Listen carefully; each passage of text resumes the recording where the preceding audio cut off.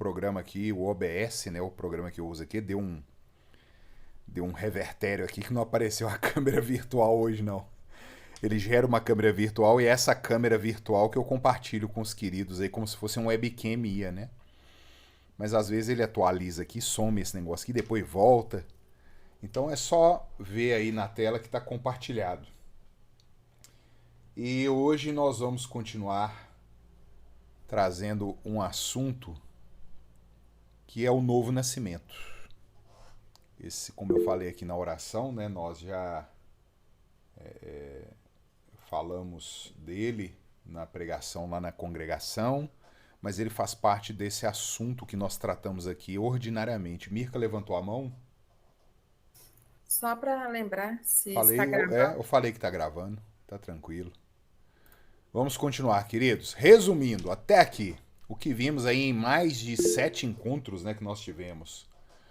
O que Jesus diz sobre a Escritura e o que a Escritura diz sobre Jesus. O que Jesus e as Escrituras dizem sobre Deus. Olha que interessante isso, né? Então vocês podem ver que o foco da fé reformada não é dizer o que Beltrano, Cicrano, o pensador, o filósofo, o sociólogo, o psicólogo, quem seja, o que ele acha da existência, né? A gente tem uma trindade de filósofos aí no Brasil hoje, né? É Mário Cortella, Felipe Pondé e o Leandro Carnal, né? Diz que é a trindade da filosofia. Eu não quero saber o que eles falam, não. Não me interessa. Em primeiro local, a Escritura e Jesus Cristo. Porque Jesus é a palavra que se tornou carne. Ponto final. Depois eu olho o mundo, eu olho os filósofos e Paulo nos orienta, né? Paulo nos orienta a ouvirmos todas as coisas, reter o que é bom, reter aquilo que está de acordo com a Escritura. E isso é o que interessa à fé reformada.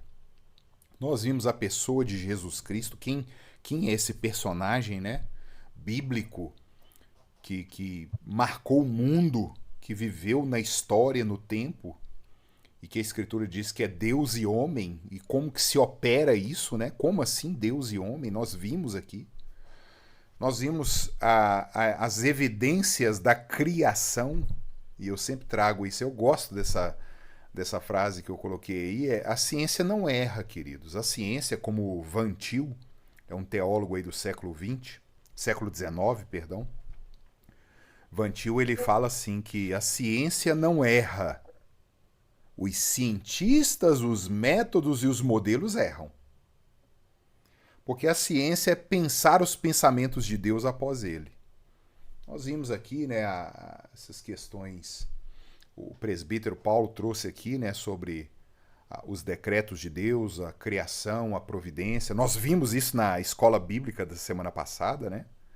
Como que nós precisamos colocar em dúvida. A ciência, o pressuposto da ciência é a dúvida. Nós vamos continuar na escola bíblica dominical domingo agora, se Deus quiser.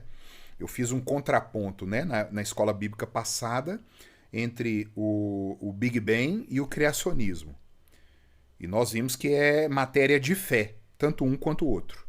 E na aula agora, semana que vem, se Deus quiser, eu vou continuar no evolucionismo e o criacionismo. E nós veremos que também é matéria de fé. É matéria de fé. E por fim, nós vimos o que a Escritura diz sobre nós, e ela diz algo que não é muito bom. Todos pecaram e carecem da glória de Deus. Há uma condenação universal.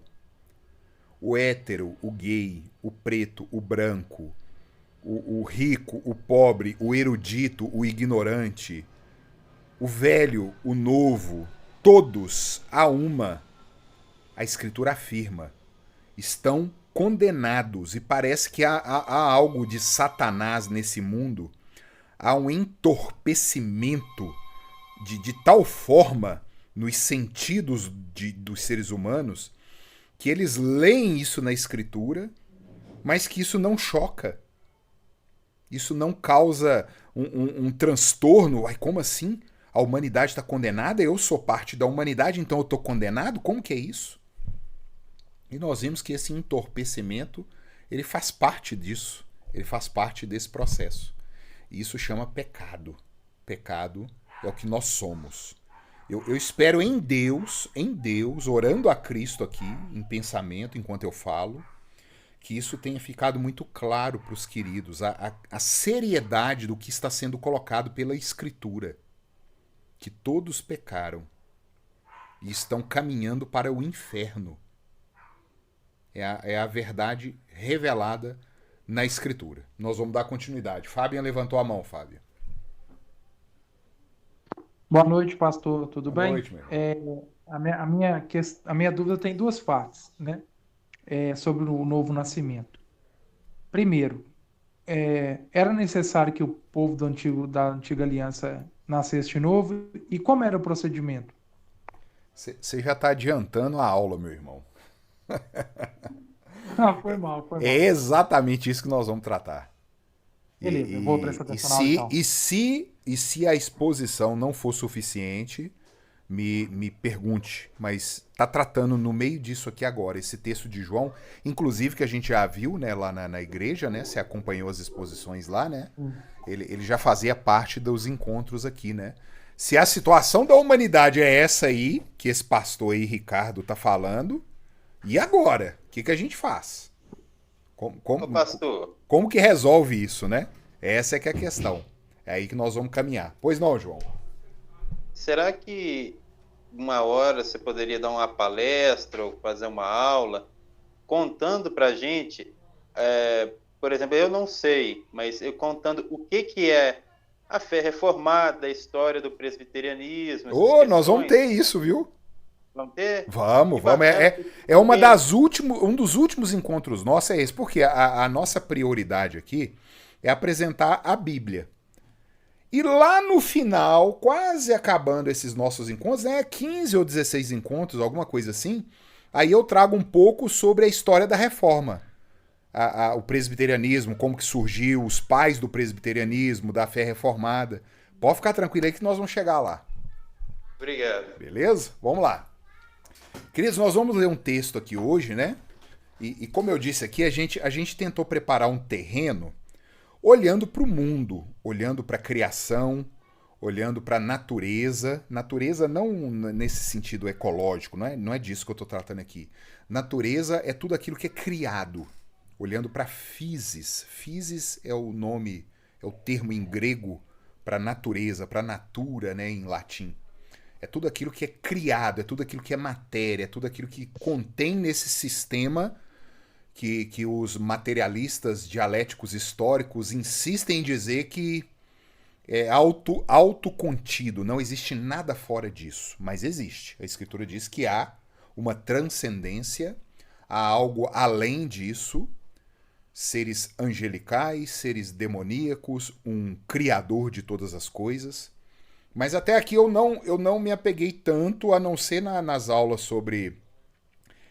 não, eu tô misturando aqui. Foi lá na EBD também, na congregação. Nem sobre os anjos a gente deu aqui tanta atenção. A gente está tentando se apegar mais à coisa criada. E agora eu vou tentar direcionar o nosso foco para mostrar, olha, se a coisa criada tem um problema, né, como diz Paulo, né, que a natureza geme em dores de parto, aguardando a revelação dos filhos de Deus. E mais uma vez, né, natureza aqui não é no sentido ecológico moderno, não é. É natureza no sentido original da palavra, é a coisa criada, a criação. A criação geme em dores de parto. Como resolver esse problema? Existe um texto na Escritura, dentre os milhares de textos, que trata de como que o homem pode ser salvo. Se o homem está condenado, está perdido, existe uma maneira dele ser salvo? Existe redenção? Existe remissão? Existe libertação? Existe. Existe uma maneira que foi providenciada pelo nosso Criador.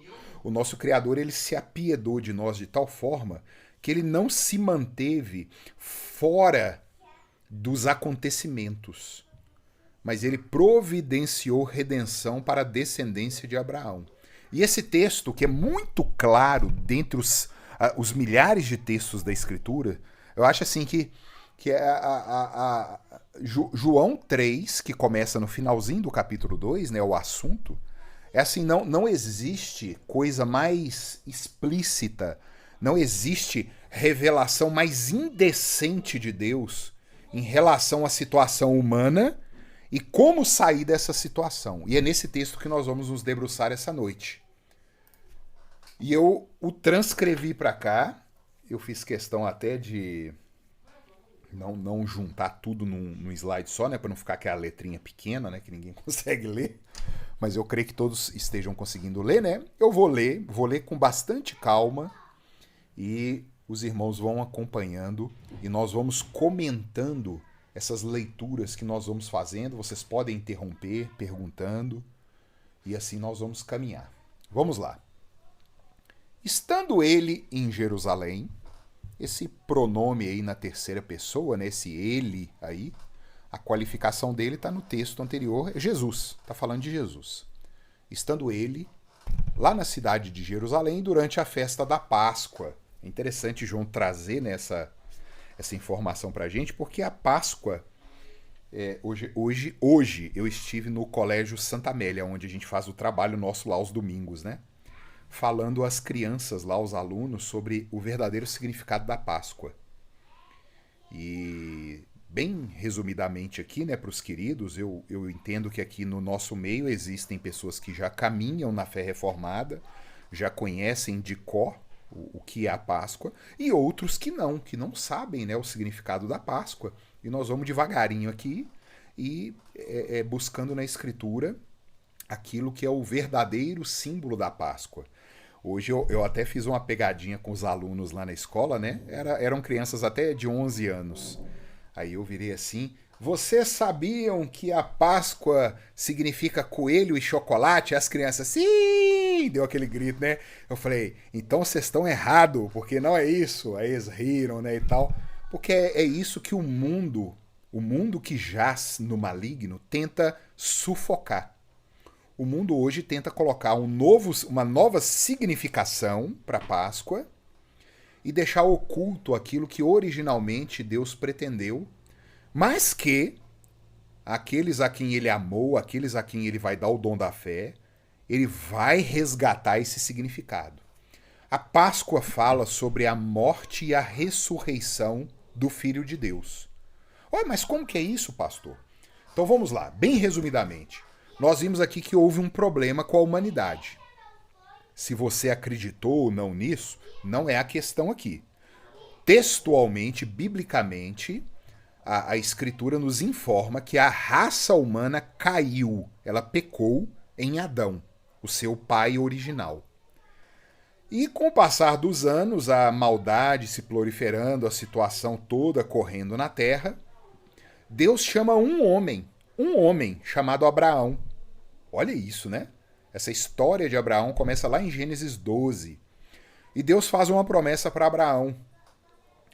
Dos versículos de 1 a 3, Deus fala assim que em ti, Abraão, serão benditas todas as famílias da terra. Deus ele não está falando que cada família individualmente será abençoada, não é isso. Ele está falando que as famílias da terra, sendo do seu sangue ou não Abraão, ela pode ser abraâmica, do sangue de Abraão, como também pode ser de fora. Todas as famílias da terra serão alcançadas por essa promessa. E Deus fala assim, mas eu te dou uma ordem. Sai da tua terra, vai embora. Sai da tua parentela, deixa a sua casa e vai para o lugar que eu te mostrar. E aqui em Abraão, Deus já mostra o chamado nosso. Qual que é o nosso chamado? Sai do teu povo, sai dessa terra, desse mundo contaminado e vai para a terra que eu disse que é verdade, que você vai encontrar, que é a Jerusalém do Alto. Olha só onde é que eu já fui, hein? Eu já estou indo lá no autor aos Hebreus. Então acompanha aí, vamos devagar, porque os símbolos do Antigo Testamento eles se cumprem no Novo Testamento. Deus vira para Abraão e fala assim, Abraão, deixa a tua parentela, deixa a tua casa e vai para uma terra que eu vou te mostrar. Esse é o chamado de cada eleito de Deus. Fulano, sai dessa escravidão aí, desse mundo aí, e vai para a terra prometida, o lugar que eu vou te mostrar, a Jerusalém do Alto, a Canaã celestial. E o que Abraão fez? Abraão creu, ele acreditou. Aí eu vou. Aí foi. E isso é o que cada eleito de Deus é chamado a fazer. Quando Deus chama, o eleito de Deus vai ouvir a voz. É o que Jesus fala em João 10, né? As minhas ovelhas ouvem a minha voz e me seguem. Olha que interessante, né? Elas ouvem com o ouvido e os pés estão apostos para irem para onde Jesus mandar. Esse é o chamado de Abraão. Alguns anos depois, em torno de 500 anos depois, alguns anos, né? Surge um homem, um novo personagem chamado Moisés. Então guardem aí, eu toquei em Abraão e a promessa da Nova Jerusalém. E agora eu estou falando de Moisés. Moisés é um tipo, uma sombra, uma figura de Cristo. Moisés ele é convocado por Deus para tirar o povo de Deus do Egito. O Egito é uma sombra, é uma figura... Opa, perdão, queridos. Eu botei o trem aqui, ele passou aqui. Cadê? Tá aqui, tá nessa tela. Nós estamos tratando de Páscoa. Moisés ele é convocado por Deus para tirar o povo de Deus do Egito. O Egito é uma figura, é um símbolo do pecado, da escravidão, do jugo, da opressão. Então hoje o mundo é o Egito. Hoje, o mundo que você vive hoje, dia 27 de março de 2024, esse mundo que jaz no maligno é o Egito. O Egito que era uma sombra lá em Moisés e que mostrava esse nosso mundo. Moisés é uma sombra de Jesus Cristo.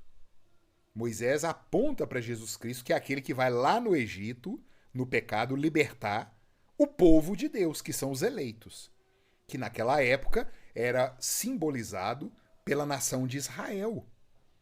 E é interessante a gente olhar essa questão da nação de Israel, porque Paulo, o apóstolo, nos fala assim: nem todo de Israel é verdadeiro israelita, mas é aqueles que acreditaram conforme Abraão acreditou. Olha que interessante isso. Então a igreja hoje, por mais imperfeita, por mais ruim que a igreja possa ser, né, cheia de problema, tem pessoas falsas lá dentro, tem joio, tem bode, igualzinho foi a saída do Egito.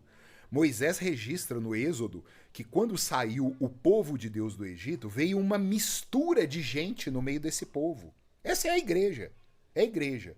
Nós, pastores, presbíteros, irmãos, não temos condições de julgar quem é eleito e quem não é. Deus, ele nos fala, existem eleitos. Pregue a palavra. Pronto. Isso é o que nos dá ânimo. Imagina se eu não tivesse a certeza que eu pregar o evangelho vai alcançar os eleitos de Deus. Mas Deus nos deu essa certeza. Ele só não disse quais são. Então eu vi a Mirka, depois que eu entrei, ela falando assim, né, que o presbítero César falava assim, prega até pro poste. Então você prega para quem te pedir razão da esperança que há em você. Moisés saiu com esse povo lá do Egito. Cristo está caminhando com a igreja hoje, tirando ela do Egito, do mundo, do pecado, e levando para onde? Para onde Moisés estava indo? Para a terra prometida. Para aquela terra ali, lá no Oriente Médio, né, chamada Israel. Israel hoje está numa briga aí com Hamas e tal. Mas o autor aos Hebreus, né, o Novo Testamento, nos explica, olha, nem Abraão, quando recebeu a promessa, essa promessa que Moisés tirou o povo lá para levar para a terra que Deus tinha prometido para Abraão, nem Abraão acreditava que era essa terra aqui de baixo. Abraão queria a Jerusalém do alto. A Jerusalém que é edificada pelas mãos de Deus. Então, queridos, eu já queria deixar claro aqui, né, na hora que nós estamos falando de Páscoa, hein? Esse Israel étnico, esse Israel de sangue, ele não tem mais nada a ver com Jesus Cristo. Eu tenho uma admiração pelo povo judeu, pelo Israel, eu amo aquele povo lá. Mas eles não são irmãos. Eles odeiam Jesus Cristo. Eles não creem que Jesus Cristo é o Messias. Eles creem que Jesus Cristo é um engodo. Então, já deixando claro, esse Israel aqui de baixo, essa nação chamada Israel, não tem nada a ver com a igreja do Senhor. E eles precisam da misericórdia e da graça de Deus, assim como qualquer outro povo do mundo. Eles precisam acreditar. E existem judeus que estão acreditando que Jesus Cristo é o Messias do Senhor.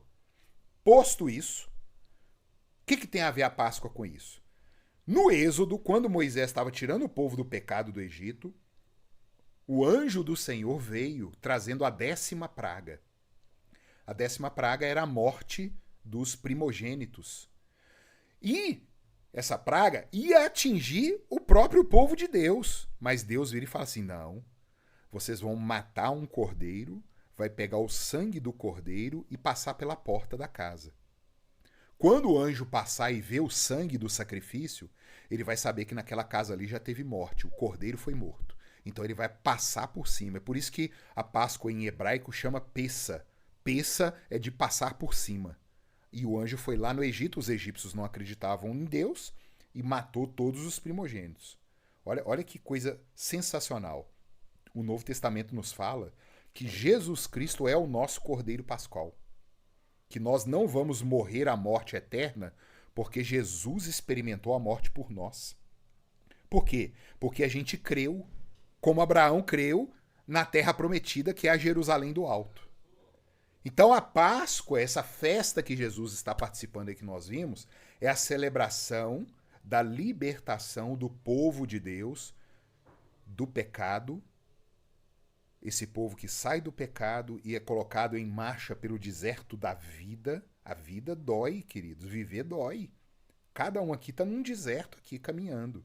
E Jesus Cristo está chamando este povo que está caminhando para ficar junto. Olha, juntem-se, orem juntos, comunguem juntos, estudem juntos, para que a caminhada fique mais fácil e vocês cheguem até a Jerusalém do Alto. Isso é a Páscoa. E Jesus estava ali na transição da festa. Olha que coisa, né? A nova aliança estava sendo revelada. Gente, vocês conseguem entender que Jesus comeu um cordeiro pascual? Jesus era um judeu. Jesus participou da Páscoa judaica. Isso é assim, é sensacional a gente pensar. Quando ele pede para João Batista batizar ele, João vira e fala assim, de jeito nenhum, Senhor. Eu que tenho que ser batizado pelo Senhor. Jesus vira para João e fala assim, João, importa que toda a lei seja cumprida. Aí João foi e consentiu e batizou Jesus. Jesus se submeteu à lei sendo Deus por nossa causa, os seus salvos. E Jesus foi lá nessa festa, a festa da Páscoa. E continuando no texto, queridos, fechando aqui o parêntese, né, para aqueles que não sabiam o significado da Páscoa, né, que veio lá de Moisés, a promessa que tinha sido feita a Abraão, da nova Jerusalém, e que é necessário ter morte para que o pecado seja perdoado. Segunda linha, muitos, olha que interessante, vendo os sinais que ele, Jesus, fazia, creram no seu nome. Olha que coisa, né? Hoje a igreja é assim. Você tem igrejas cheias aí, né? Estão vendo milagres, prodígios, maravilhas. Jesus Cristo levanta a mão, canta junto. As igrejas mais heterodoxas, né? Elas, que o povo rodando e caindo no chão, aquela bagunça dentro da igreja. Jesus Cristo é o Senhor e tá todo mundo gritando e tal. Acontecia isso lá em Jerusalém na época de Cristo, irmãos. Muitos vendo os sinais, creram no seu nome. Mas olha o que a terceira linha fala. Mas o próprio Jesus não se confiava a eles. Jesus, tá nem aí, meu filho. Esse negócio de, o fulano chorou, ele converteu. De jeito nenhum. Porque hoje a igreja tá assim, né? Vem aqui na frente, põe a mão pro alto, faz a oração da conversão. Aí a pessoa chora, se emociona. Tá aqui um filho de Deus. Gente, redenção não é por meio de choro, não, tá? Redenção é por meio do sangue de Cristo. Emocionalismo não salva ninguém. Então, cuidado. E Jesus fala ali que Jesus não dava atenção para esse tipo de coisa, ele não confiava em ninguém. Por quê? Porque ele conhecia. Foi ele que nos fez. Foi ele que estava lá no princípio e por meio dele foram feitas todas as coisas. E ele conhecia o que é o homem. E não precisava de que alguém lhe desse testemunho a respeito do homem. Porque ele mesmo sabia o que era a natureza do homem. Meu querido ouvinte, Jesus não confia no você, não. Baixa a bola. Pastor. Só um minutinho, João, já te passo a palavra. Baixa a bola, coloca a viola no saco E entenda o que João está falando para nós. Jesus não se confiava a ninguém porque ele sabe o que nós somos. Nós somos egoístas, prepotentes, nós somos orgulhosos, nós queremos tudo para nós, por meio de nós e para nós. Essa é a situação do ser humano. E Jesus sabe disso. É o que João está falando. Luiz, é de chorar, viu? Eu vi a carinha aqui. É de chorar isso. E é por esses que Jesus morreu. E nós vamos ver aqui na continuidade do texto. Diga, João. Eu ia só falar, assim, perguntar, porque a gente sabe que teve a questão do sacrifício de Jesus Cristo na cruz, mas, tipo, os 3 dias que ele esteve morto, sim, ele esteve no inferno ou não? Rapaz, essa é uma doutrina que tem opiniões diversas. Sabe aqueles assuntos que não são basilares na fé, que não vai colocar em xeque, né, a salvação pela fé e tudo? Cristo experimentou o inferno em vida. Isso é importante a gente frisar. Nós temos a impressão, né, que o que a igreja hoje, especialmente a igreja pentecostal, defende é que Jesus morreu, ele desceu ao inferno, tomou a chave da mão do diabo, arrancou a chave da mão do diabo e libertou todo mundo que estava no inferno. Não tô falando que você acredita nisso não, tá, João? Tô falando a impressão que hoje o pentecostalismo gera. A posição mais ortodoxa que tem, e eu peço aqui a colaboração do querido presbítero Domingos, né, que está aqui comigo, um pastor da igreja também, o entendimento mais correto que existe é o quê? Jesus, ele padeceu o inferno em vida. Ele sentiu as agruras, as dores da morte e do inferno enquanto vivia na cruz. E quando ele morre, ele vai para aquilo que é chamado de o estágio intermediário, como todo homem experimenta. E Cristo era verdadeiro homem. Ele teve a sua alma separada do seu corpo. A natureza humana, ela tem uma alma e tem um corpo. E Cristo experimentou a morte. Se a gente passa disso, dessas informações que a Bíblia dá, a gente já começa a entrar em especulação. Percebe? Até aqui a gente vai. Ah, mas Cristo foi lá e Satanás e os que estavam no inferno. A Bíblia não fala isso. Então, eu sou um discípulo, né, de Jesus, de Paulo, de João e dos reformadores. E os reformadores deixaram cunhada a seguinte frase: aonde a escritura se cala, cale-se o homem. Então, eu sei, biblicamente, que Jesus padeceu o inferno, ele experimentou aquilo que nós não vamos experimentar, porque ele experimentou, e ele experimentou aquilo que todos os ímpios incrédulos vão experimentar, porque não creram nele, e ele morreu, teve a sua alma separada do seu corpo, mas ressuscitou ao 3º dia, e não experimentou a corrupção. Esse é o limite.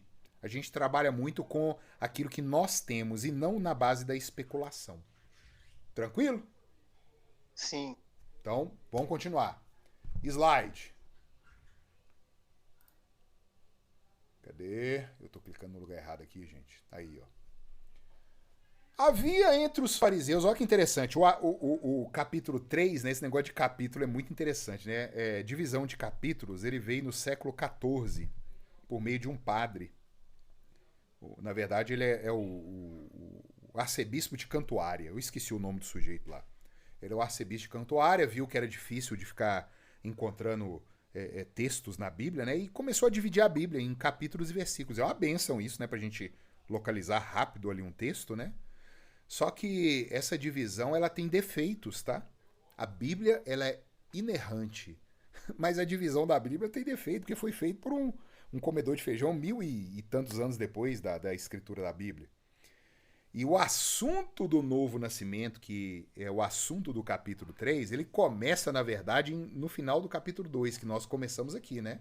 Estando Jesus em Jerusalém, é ali que começa o assunto. E aí o capítulo 3 abre assim: havia entre os fariseus, ó que interessante, os fariseus eram uma espécie de partido político. Tinham os fariseus, tinham os saduceus, tinham os zelotes, tinham os herodianos. Existiam facções em Jerusalém na época de Cristo. E os fariseus eram um dos mais rígidos ritualmente falando. Eram os legalistas, né, que achavam que era uma casta que obedecia mais à lei de Deus do que todo o resto. Eram bem rigorosos com a lei de Deus. E tinha um fariseu chamado Nicodemos, um dos principais ali dessa seita ali dos fariseus. Este, o Nicodemos, de noite foi ter com Jesus. Olha que interessante. Mas por que de noite, né? Ele sabia que ele estava cutucando onça com vara curta. Ele já tinha visto algo que nós vamos ver aqui, mas ele estava com medo, ele não queria aparecer. E João faz questão de registrar: Nicodemos foi de noite, na calada da noite. Quem é das antigas aí lembra, né? Calada da noite preta, é na noite escura, é onde ninguém vê. Nicodemos foi lá e disse para Jesus: Rabi, sabemos que és mestre, vindo da parte de Deus, porque ninguém pode fazer estes sinais que tu fazes se Deus não estiver com ele. Olha a confissão de Nicodemo, uma confissão teológica. Tá correto aí. Ele chama Jesus de mestre, diz que Jesus vem de Deus, porque se a pessoa não vier de Deus, ela não consegue fazer o que Jesus está fazendo. Aí o que Jesus fala com Nicodemos? Ah, Nicodemos, em verdade eu te digo que se alguém não for nascido do alto, não pode ver o reino de Deus. Vocês estão vendo, queridos, que nós podemos ter grandes teólogos não crentes. Eu quero que vocês abram os olhos e que vocês julguem as coisas.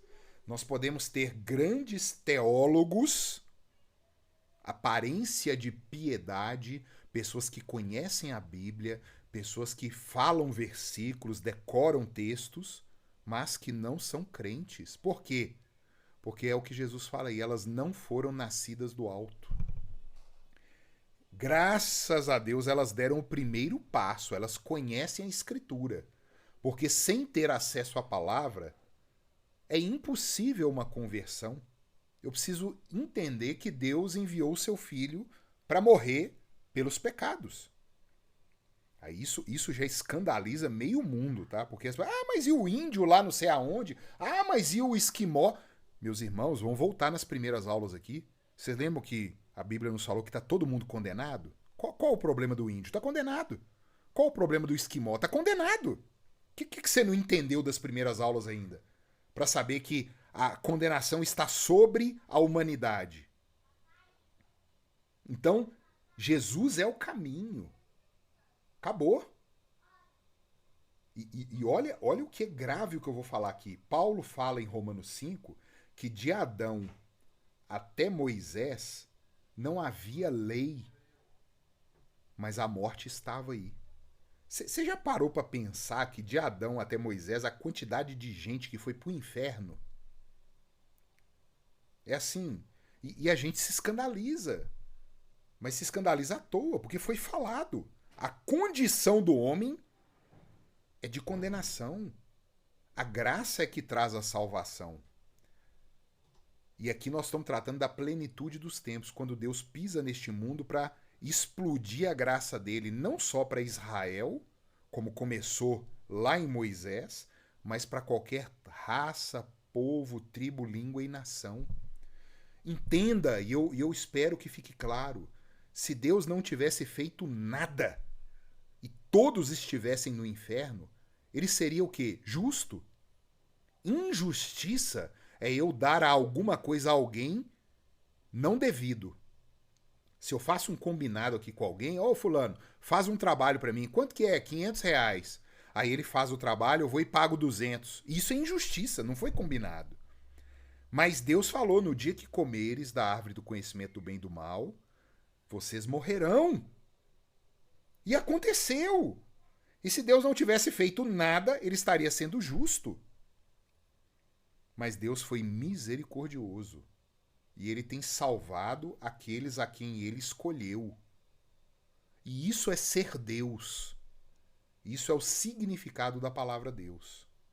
E é o que Jesus está falando aí. Se alguém não for nascido, algumas versões aí da Bíblia, né, que vocês vão ler, traz assim, se alguém não nascer de novo. Isso é muito interessante, irmãos. Eu fiz 2 anos de grego, de hebraico, fiz exegese bíblica. A igreja presbiteriana ela faz questão que os seus pastores tenham um curso superior em teologia da igreja presbiteriana. A gente não quer saber de MEC. Gente, eu gastei, entre aspas, né? Eu tô colocando entre aspas porque foi um investimento. Eu fiz um aspirantado a ser pastor durante 3 anos. Eu fiz mais um seminário de 4 anos, um curso superior, mais 1 ano de licenciatura, para aí ser ordenado pastor. E esse curso não é reconhecido pelo MEC. Por quê? Porque a igreja presbiteriana não quis. Porque senão o MEC ia ter ingerência dentro do seminário. E a igreja presbiteriana bateu o martelo e falou assim, nós não formamos teólogos, nós formamos pastores para a igreja. 4 anos da minha vida lá dentro. Pois não, Paulo. Ô, João, perdão. Vocês seriam obrigados a ensinar gênero lá dentro com o tempo. Você resumiu o assunto aí. Então é um curso livre para formar pastores. O João resumiu o assunto aí. Nós ia ter que aprender que homem pode ser mulher e mulher pode ser homem. É nesse nível. É nesse nível. Mas não formamos teólogos apenas, mas pastores para a igreja. E aí a igreja presbiteriana tem toda a liberdade de ter a grade curricular conforme ela mesma quer. E nessas aulas, né, que nós temos das línguas originais, é o que nos ajuda a tentar trazer para a igreja, né, o evangelho mais purificado, a gente vê que as traduções que a gente tem da Bíblia, e que são uma bênção, viu, irmãos? É assim, se não fosse esses servos de Deus, que são muito mais competentes do que eu, para pegar 31 mil versículos, olha isso, tem mais de 31 mil versículos na escritura, e traduzir isso do hebraico e do grego, isso é assim, é uma obra, você tá doido, eu tenho que lavar a boca para falar de uns camaradas desses, mas eles erram,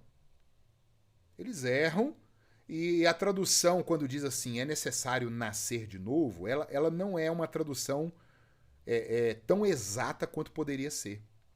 Por quê? O verbo nascer, ele foi traduzido na voz ativa. A voz ativa do verbo é eu nasço. Quer dizer, eu faço, eu que sou o sujeito, eu faço a ação do verbo. Só que no original grego, o verbo está na voz passiva.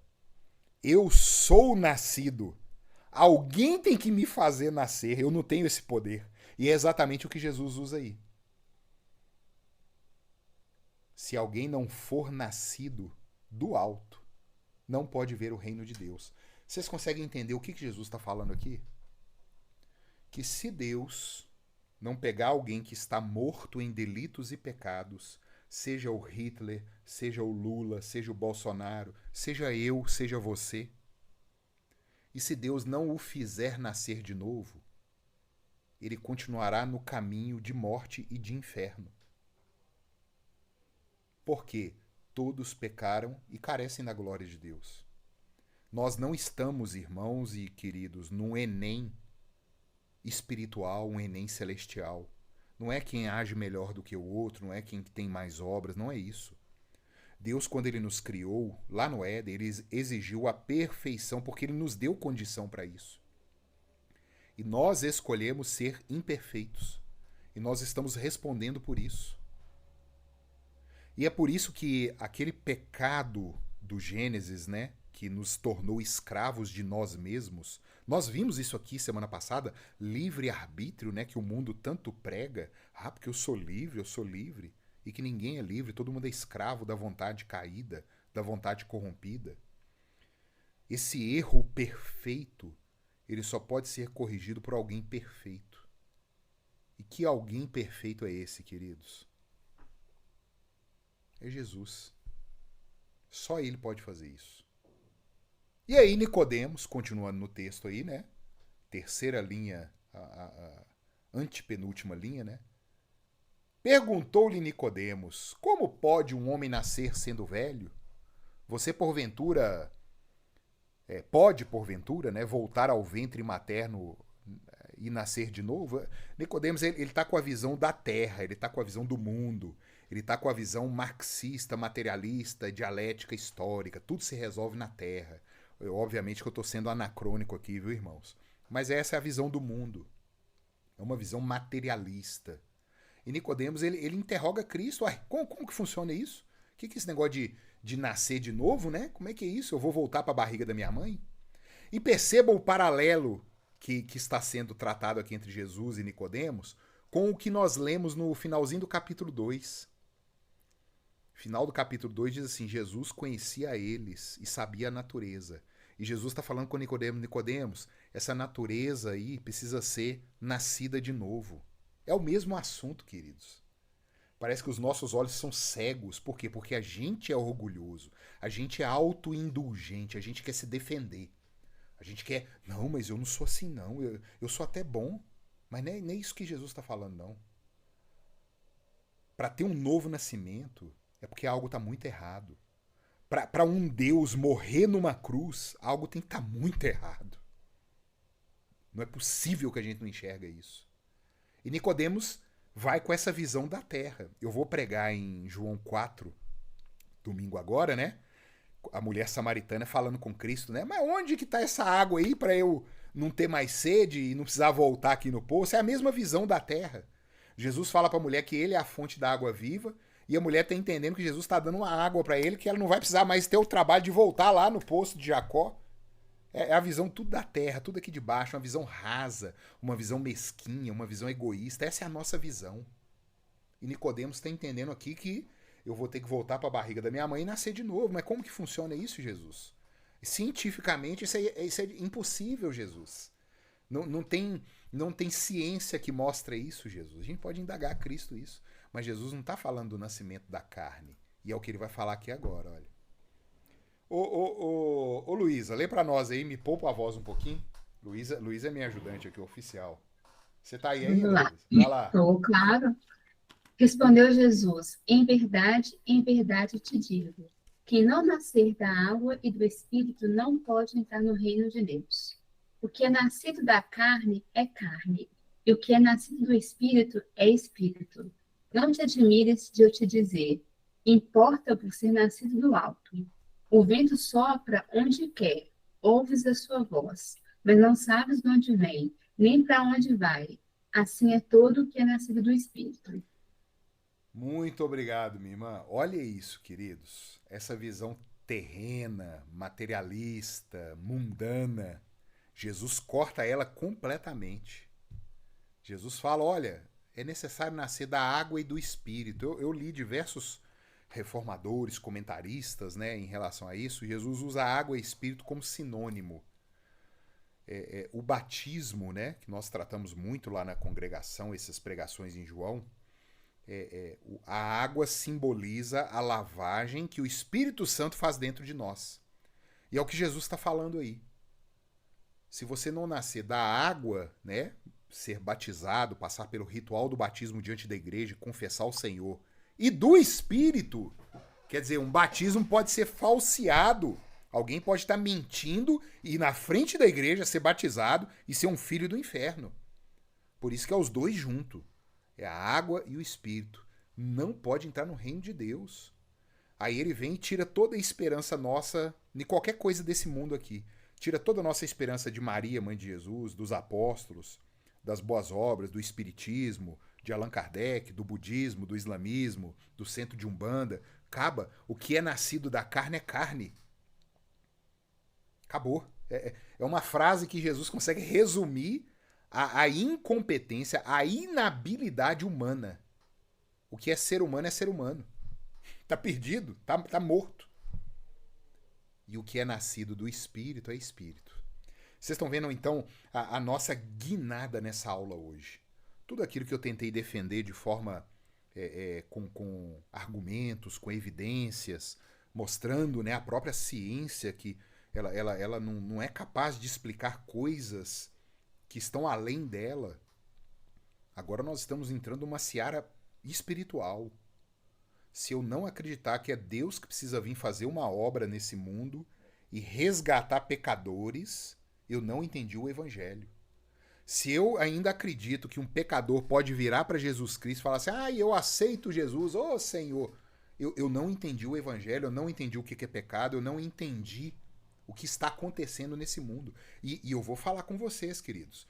Da mesma forma que Jesus Cristo foi estranhado na época que ele andou nesse mundo, a ponto das pessoas começarem a abandonar ele, como João narra lá no capítulo 6, Nicodemos, olha isso, Nicodemos é uma liderança religiosa, ele não estava entendendo a fala de Jesus. Jesus estava pregando outra coisa. Esse mundo nosso de hoje, as igrejas que nós vemos, quando você prega o evangelho genuíno, elas não entendem.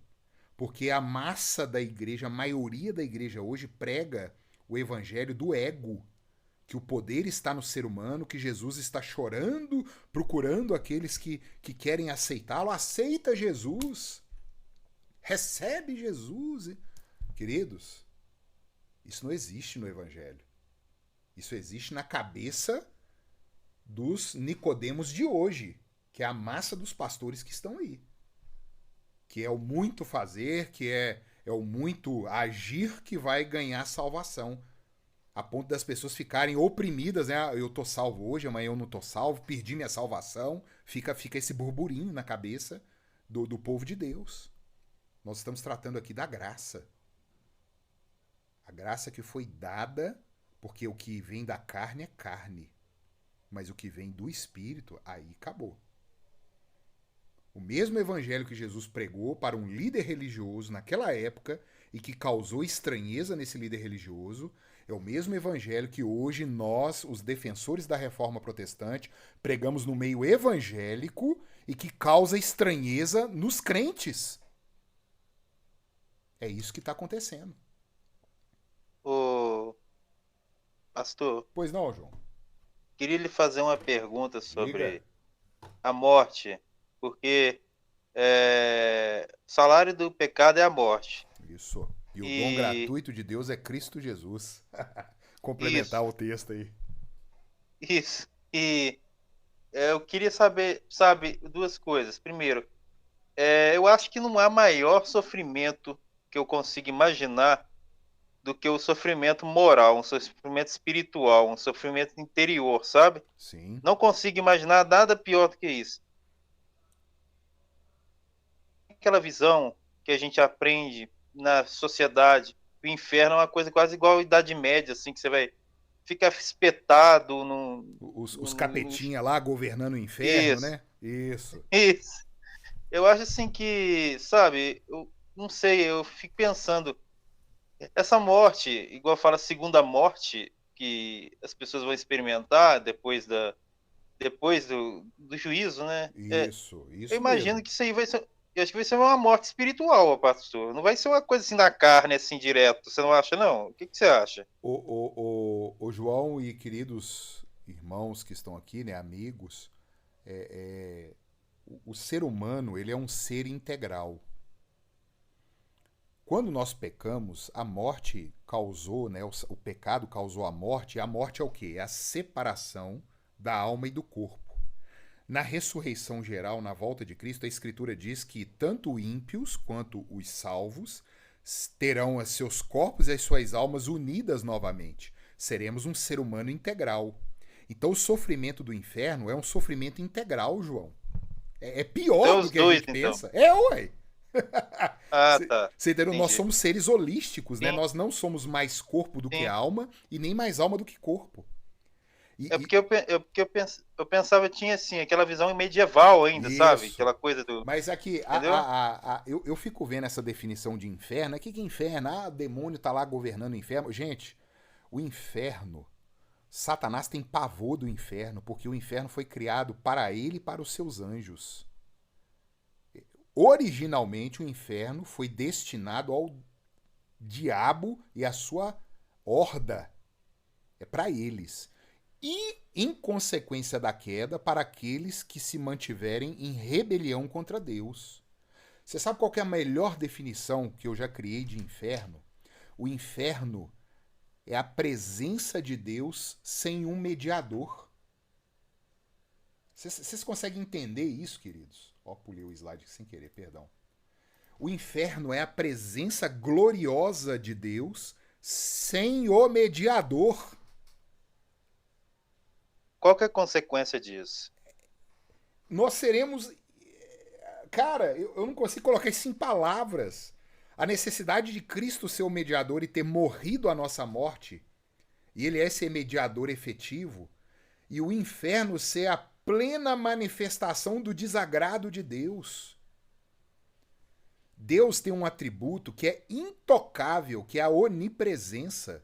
Existem pastores que falam assim, o inferno é a ausência de Deus. Ele já não conhece Deus, o Deus bíblico, né? Porque não existe local onde Deus não se faça presente. Ele é onipresente, é um atributo da essência de Deus. Ele está presente em todos os lugares. Então o inferno não é a ausência de Deus, é a plena manifestação da ira do Senhor, é a presença de Deus sem um mediador. Por isso que se faz necessário um mediador entre nós e o Senhor. Porque são duas estruturas da existência diferentes, elas não podem conviver juntas, por quê? Porque nós somos pecadores. E é necessário ter um mediador ali para apaziguar Deus com o mundo, como Paulo fala, né? Deus estava reconciliando consigo o mundo na morte do seu filho. E entenda, mundo aí não é só o judeu, mas é toda classe de homens, toda nação, toda tribo, todo povo, toda língua. A morte de Cristo é reconciliação com o Criador. E isso aos ouvidos pós-modernos é algo muito antiquado, algo retrógrado, algo, não, meu Deus é mais evoluído do que isso. Então vai nesse Deus seu aí que é evoluído, que você vai ver o que você vai colher. Porque Deus é santo, Deus é santo, ele é puro. Por isso que Jesus está falando com Nicodemos aqui, o que é carne, agora o que é espírito é espírito. Diga, João. Ô pastor, eu queria só puxar um assunto, eu acho que você vai concordar comigo. O mundo hoje está cheio de conceitos gnósticos, não tá? Demais, você tem razão nisso. Pois é, então, muitos dos conceitos que eu tenho são gnósticos. Eu não tenho nem, assim, condição de me defender disso direito. E um deles, abrindo um parêntese aí na sua fala, um deles é o espírito é bom e a carne é má. A carne é o cárcere do espírito. Mas a gente pega isso no ar, né? Você liga a televisão, você já pegou isso. Você tá sendo banhado disso todo dia. Pois é. Então, assim, só para colocar uma pedra em cima disso, muitas vezes, a gente tem a impressão que a carne, viver na carne é uma droga, porque a gente sente dor, a gente fica angustiado, a gente tem necessidades, desejos, não sei o quê, a gente tende a pensar, não, os gnósticos têm razão, então. Isso nos leva a pensar de carne isso, não presta, não. Pois é, mas parece que com o fim do pecado, essa carne não vai ser mais assim, né? Ou vai ter um outro corpo, eu não sei como é que é. Rapaz, eu vou só te falar assim, leia 1 Coríntios capítulo 15. É algo assim libertador. 1 Coríntios capítulo 15. Como não é o assunto de hoje, né? Leia e me comente depois no WhatsApp. É algo assim. Depois você vai até chorar lendo aquilo ali. Obrigado. Nada. Fábia, tem a palavra, meu querido. E vamos caminhar pro final, né, irmão? Já é 9 horas já. Nós começamos 9h05. Eu acho que o seu Domingo tem a palavra primeiro aí. Ele levantou a mão, depois é eu. Quem? Eu não vi aqui, não. Quem que levantou? O Domingos. Ô, velho, por favor. A minha observação é por aquilo que o João estava falando. Primeiro, está fora do contexto. Esses apartes nos prejudicam, porque nós perdemos a essência. Isso. Mas só para complementar, é que o apóstolo João, de todos os apóstolos que combateram o gnosticismo, foi o que mais combateu. Ele escreveu 3 cartas, né, seu Zé? Para combater o gnosticismo. E as cartas foram uma necessidade dos apóstolos para combater aquilo que veio para atrapalhar o ministério de Cristo. Atazanar a igreja. Atazanar a igreja. Irmãos, a gente tem usado, né, para quem não conhece aqui, essa palavra gnose, né, gnosticismo. Gnose é uma palavra grega que significa conhecimento. Os gnósticos, eles acreditam no quê? Que a alma é boa, a alma é pura, e que o corpo é mau, a matéria é má. E que a matéria, o corpo, ele é o cárcere da alma. E que vai ser salvo, eles até acreditam em Cristo, só que eles não creem que Cristo se fez homem. E era o problema que João estava enfrentando quando ele escreve as cartas. Né? Aquele que não crê que Cristo não veio na carne é o anticristo. João é pesar e pesa a mão. Fala, se você não crê que Jesus é homem, você é um anticristo. É simples assim, você está condenado. E os gnósticos ainda, eles tinham uma percepção que era necessário ter um conhecimento além do conhecimento mediano, e detendo este conhecimento, essa casta abençoada que tinha esse conhecimento, aí você estava habilitado para a salvação. Por isso que é gnóstico, né? Você é salvo pelo conhecimento, não é pelo sacrifício de Cristo. E você precisa fazer parte dessa casta, desse conhecimento gnóstico, a gnose, o conhecimento. Ô, gente, quem que levantou Parece a mão bonito aí? Tô com a demais, tela né? cheia aqui, rapaz. Oi, João. Foi eu. Isso que você falou parece bonito demais, né? Sedutor demais essa história do Mas gnóstico. sedutor porque a gente caiu e a gente está suscetível a receber essas mentiras. Fala, Fábio. Pastor, hoje nós cremos que Jesus veio aqui, morreu, ressuscitou e que ele nos justifica e isso imputa, né, a nossa fé imputa para a salvação. Imputa a justiça de Cristo em nós. A justiça, isso. Quando o povo olhava para Moisés, vamos supor, lá naquela parte lá que ele estava falando, os 10 mandamentos, o que exatamente eles creram para a fé deles serem aceitas? Eles creram que Moisés foi o Messias enviado e que estava cumprindo a promessa que Deus tinha feito a Abraão. Eles criam na promessa. Eles não tinham detalhes de Jesus, que Jesus ia nascer em Belém, porque, inclusive, o profeta que fala que Jesus ia nascer em Belém é Miqueias, anos depois. Mas eles creram na palavra de Deus. Eles creram na promessa. Iria nascer uma pessoa que viria a nascer, e a gente já creu numa pessoa que já nasceu, é isso? Exatamente. Tanto que, quando Deus entrega os 10 mandamentos, ele entrega os 10 mandamentos para salvos. Não é para ímpio, não. Deus não entrega 10 mandamentos para ímpio e fala assim, olha, se vocês cumprirem esses 10 mandamentos aqui, vocês vão ser salvos. De jeito nenhum. Deus entrega 10 mandamentos para salvos, para eles saberem a bênção que é obedecer a Deus. Você está vendo como que muda completamente a perspectiva. Deus entregou 10 mandamentos para um povo que ele está levando para a terra prometida. E é o que ele faz conosco hoje. Ele nos ensina um povo que foi salvo e está caminhando para Jerusalém do alto. É essa a promessa de Deus. E nós cremos nessa promessa, como Abraão creu. Deus vira para Abraão e fala assim, Abraão, sai da tua terra, da tua parentela e vai para uma terra que eu vou te mostrar. Qual que é a mensagem de Jesus hoje? Ô, Fábia, sai dessa terra que você tá, desse mundo infernal, abandona a sua vontade, os seus desejos, o seu querer e vai para aquela terra, Jerusalém Celestial, que eu vou te mostrar e bota em marcha pelo êxodo verdadeiro, não o êxodo de Moisés, mas é o êxodo de Jesus Cristo. É a mesma mensagem.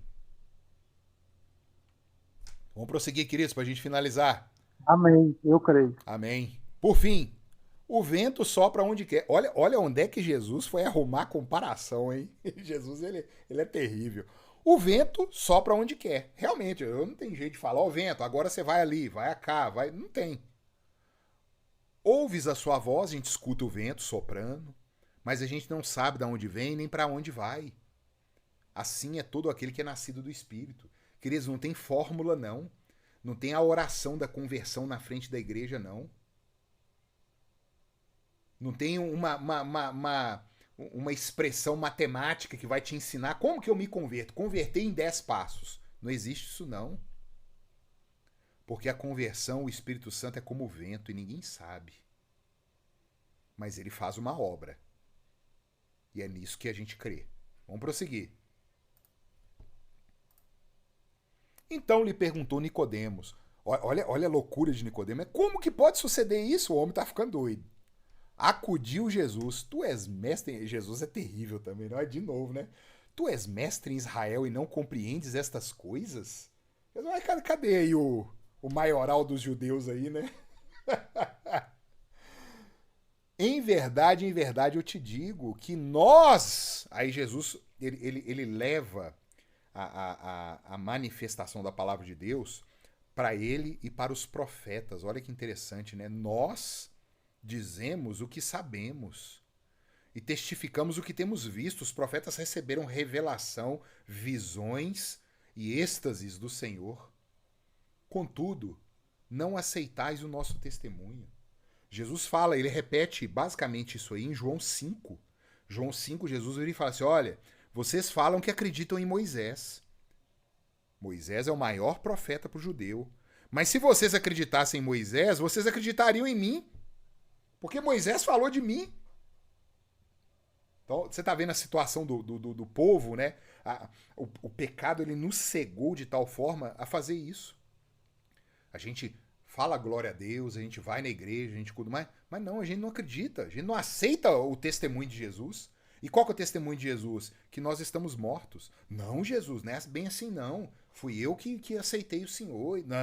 Não foi. Foi Cristo que nos amou primeiro. O João fala isso. O próprio João que a gente está lendo lá na carta dele. Não fostes vós que amastes primeiro a Deus, mas Deus vos amou primeiro. Acabou. Se tratando de coisas terrenas, não me credes, como crereis se vos falar das celestiais? Jesus está esmagando Nicodemos aqui, né? Ora, ninguém subiu ao céu senão aquele que de lá desceu, a saber, o Filho do Homem que está nos céus. Aí Jesus fala, olha, não tem jeito. Eu tive que descer para resolver essa questão. Ninguém sobe. Aquela tentativa lá em Babel do povo construir vamos subir até Deus e ver o céu. Não tem jeito da gente ir até Deus. O Monte Sinai também, como Babel, né? Quando Moisés sobe, Deus fala com ele, bota limite no monte. Ninguém traspasse o monte. Ninguém sobe a Deus. É Deus quem desce. É Deus quem vem até nós na nossa miséria. E do modo por que Moisés levantou a serpente no deserto, aí Jesus Cristo ele faz uma relembrança do episódio que aconteceu no livro de Números. O livro de Números, eu esqueci o versículo, quer ver? Serpente no deserto. Vamos pegar, bendito Google, hein? Serpente no deserto, vamos ver aqui onde que tá. Números 21. Lá em Números capítulo 21, Deus estava de tanta raiva do povo, né, da loucura daquele povo lá, que ele manda serpentes para morder o povo. E Moisés ora, ô Senhor, tem misericórdia desse povo e tal. Moisés é o Cristo, né? Aí Deus atende Moisés e fala com Moisés assim, olha, levanta uma serpente de bronze, uma estátua, né? E aquele que olhar e crê que vai ser curado, está salvo. Aí Moisés faz a serpente e o povo começa a ser salvo olhando para a serpente. Beleza. E Jesus Cristo vai buscar isso lá em Moisés. Ele vira e fala. Já te passa a palavra, William. Vira e fala. E do modo como Moisés levantou a serpente no deserto, assim importa que o Filho do Homem seja levantado, para que todo aquele que nele crê tenha a vida eterna. Porque Deus amou ao mundo. Deus não amou só os judeus. Deus amou o brasileiro, o japonês, o americano, o rico, o pobre, o gordo, o magro, o hétero, o gay, o ladrão, o honesto, porque tá todo mundo no sal. Mas Deus amou todas as categorias de homem. Deus amou o mundo de tal maneira que deu seu Filho unigênito para que todo aquele que nele crê não pereça, mas tenha a vida eterna. Então, assim como aquele povo lá no deserto olhou para a serpente e o veneno que a serpente tinha colocado neles perdia o efeito e eles eram curados, o veneno que Satanás jogou nesse mundo, que é o pecado, e que nós, por livre-arbítrio que nós tínhamos, nós abraçamos esse veneno lá no Éden. A única maneira desse veneno ser tirado de nós é olhando para a cruz, para o Filho de Deus que foi levantado. E aí nós vamos ter esse veneno nele. O veneno sai da gente e passa para ele. É o que Jesus está falando aqui. Pois não, William? Pastor, eu fico pensando comigo, é o seguinte, no grande dia do Senhor, no julgamento do homem, A glória. nós fomos escolhidos, né? Como o pastor estava falando anteriormente. Né? Eu não, a escritura, né? Exatamente. Nós nos aproximamos de Deus porque foi Ele que nos atraiu. Né? Exatamente. E nós temos um mediador. Isso. Você acha que no dia do julgamento, essas pessoas que não foram alcançadas, igual eu lá em casa, vou falar da minha família, só eu lá que fui alcançado até hoje, certo? Você acha que no dia do julgamento, é a pergunta que eu vou fazer aqui, que é uma dúvida, eles também não podem questionar a Deus, falar assim, mas aí é muito fácil, você escolheu eles, e eles se renderam por o Senhor ter escolhido a eles. E nós, você não escolheu, nos rejeitou. Você entendeu o que eu estou querendo te dizer? Eu fico pensando nisso. Essa pergunta sua já foi respondida na Escritura. Nós vamos lá em Romanos, capítulo 9, quando Deus fala Romanos assim, capítulo 9, Romanos 9, a partir do versículo 11, a palavra de Deus diz assim: e ainda não eram os gêmeos nascidos, está falando aqui de Jacó e de Esaú. Eles não tinham nascido ainda, nem tinham praticado bem ou mal. Estava no ventre da mãe. Eles nem tinham praticado bem ou mal para que o propósito de Deus quanto à eleição prevalecesse. Não por obras. Então não interessa o que você faz, mas por aquele que chama. Você usou esse termo aí, né? Deus chamou. Olha que interessante. Você usou um termo bíblico. Fora dito a ela, a mãe dos gêmeos, né, a Rebeca: o mais velho será servo do mais moço. Como está escrito: amei Jacó, porém odiei Esaú. Olha o que Deus está falando. Ele amou um e odiou a outro no ventre da mãe. Você está vendo? A humanidade caiu, William. A mesma oportunidade que vocês tiveram e atenderam, todos têm. O chamado do evangelho não está aí? Então por que eles não creem? Eles vão bater no peito e vão falar assim: eu não quero Deus. O William. Mas, pastor, escuta, mas por favor. Peraí. Para eles quererem a Deus, é necessário que o Espírito Santo abra os olhos deles, não? Mas entenda o seguinte: ninguém está aqui, o ímpio não está diante de Deus falando assim: ai, Senhor, eu queria tanto te querer, mas eu não posso porque o Senhor não quer. Não. Há uma vontade positiva no ímpio de odiar a Deus. Eles não são inocentes, William. A grande questão é essa.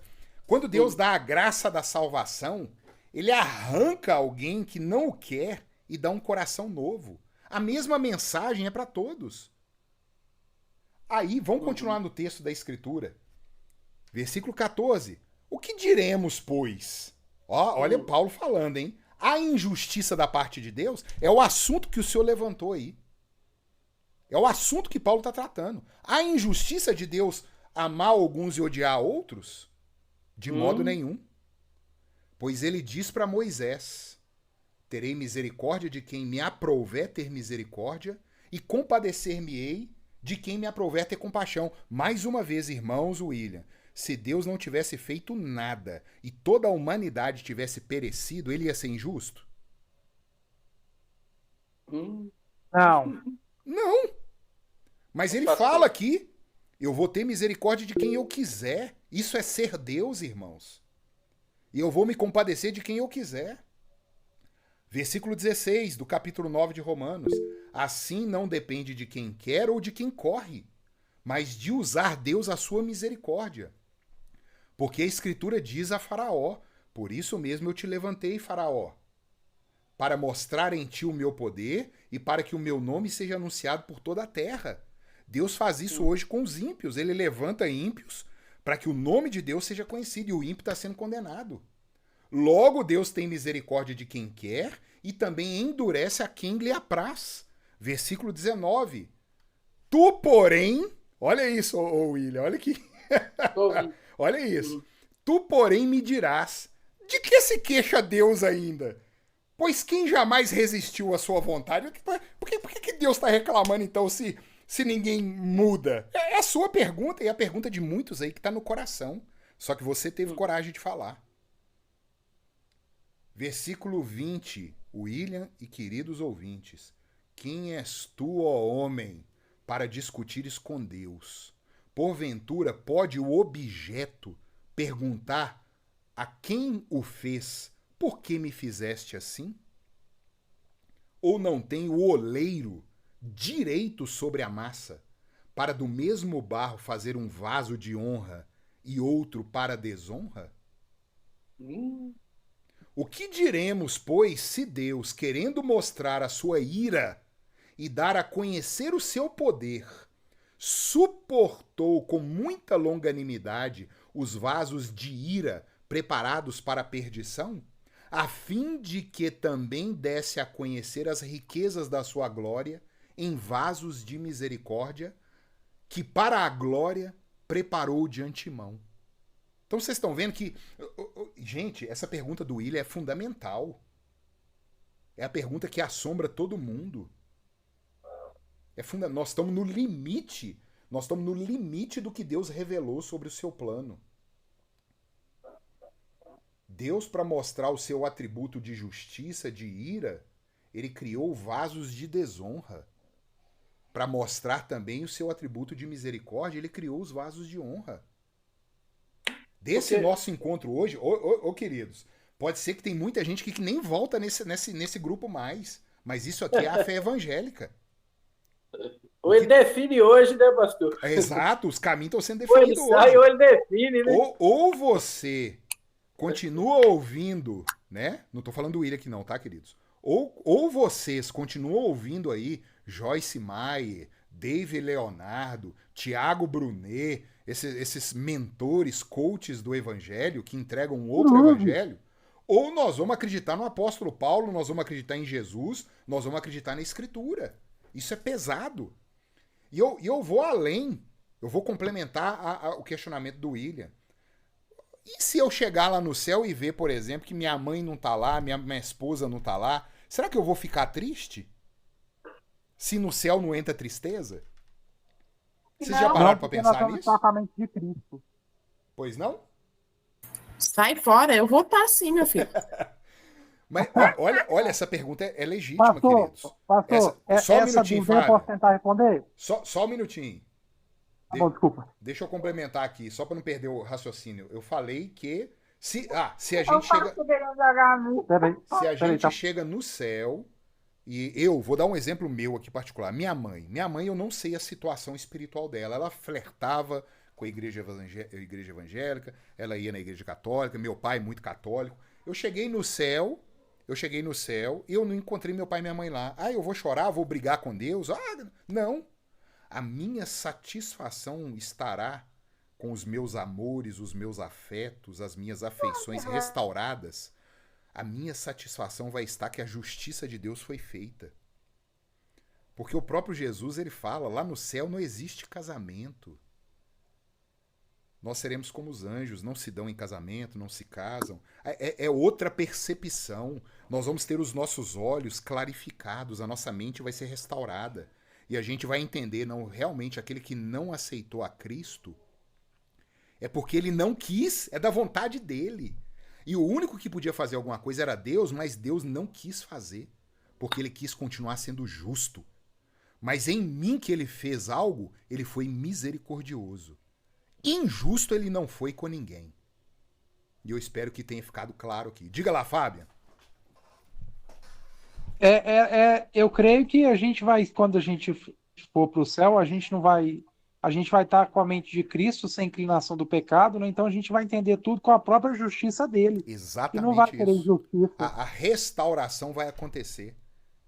Então nós vamos fazer, realmente foi minha mãe que viveu, eu amei muito minha mãe e tudo, mas ela era uma pecadora.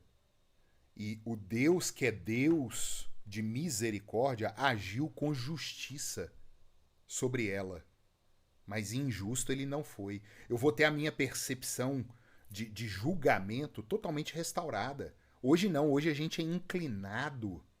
A gente é inclinado a favorecer alguma coisa, a favorecer alguém. Isso não existe na justiça divina, não.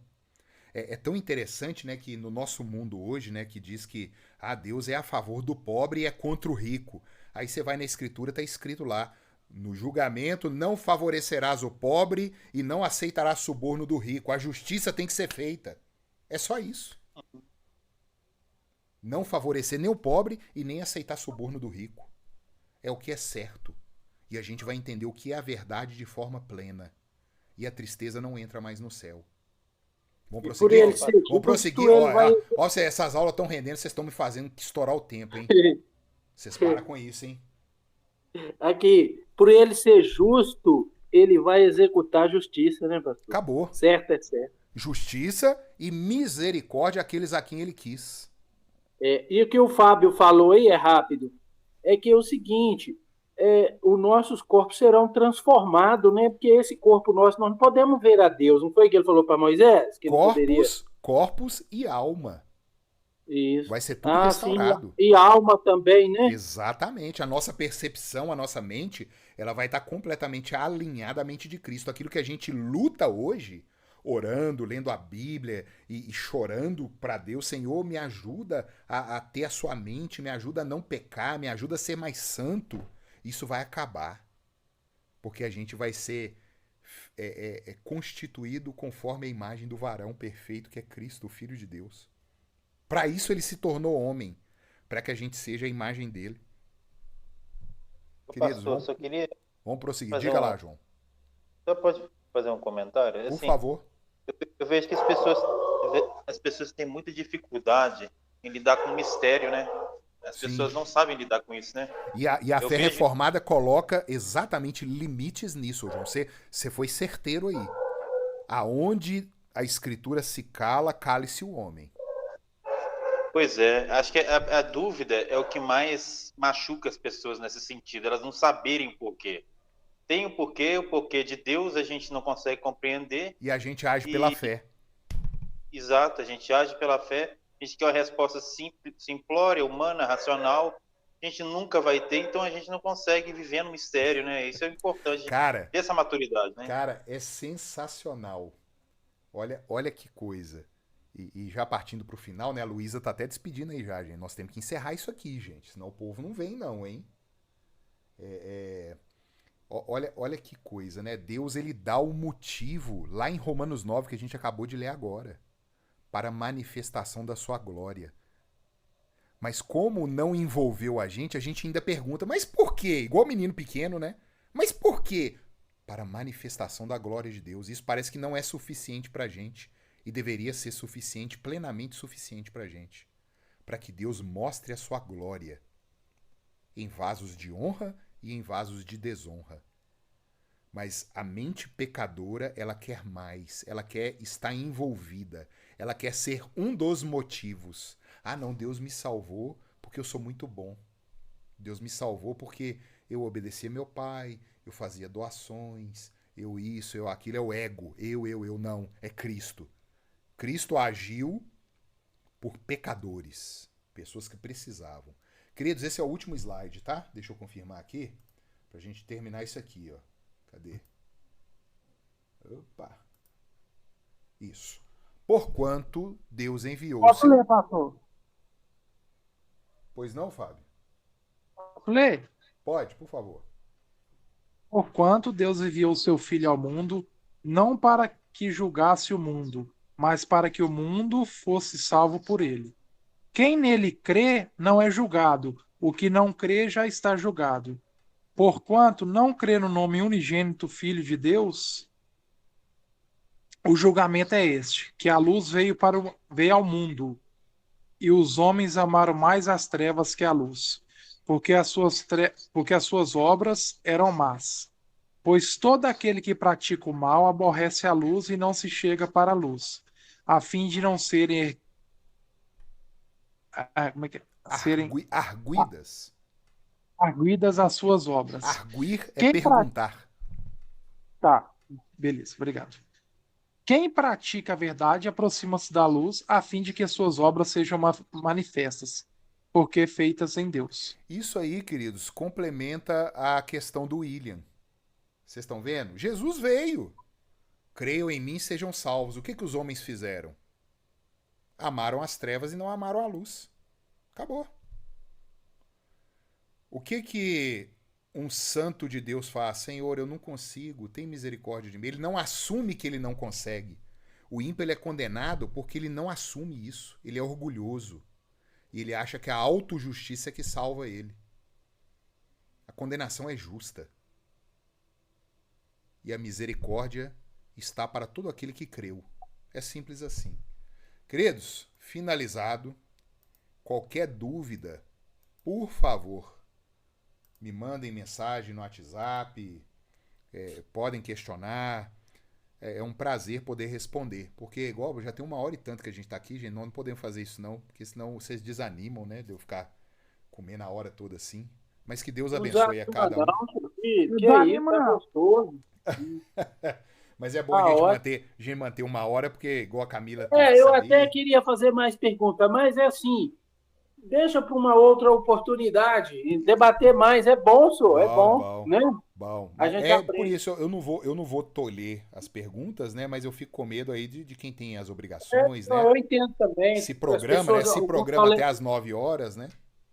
Amanhã tem mais nada para levantar cedo, né? Gente, Deus abençoe, viu? Até semana que vem, se assim Ele nos permitir. Amém. E Amém. Amanhã tem tudo. Tchau, gente. Deus abençoe. Boa noite. Amanhã tem tudo, irmão.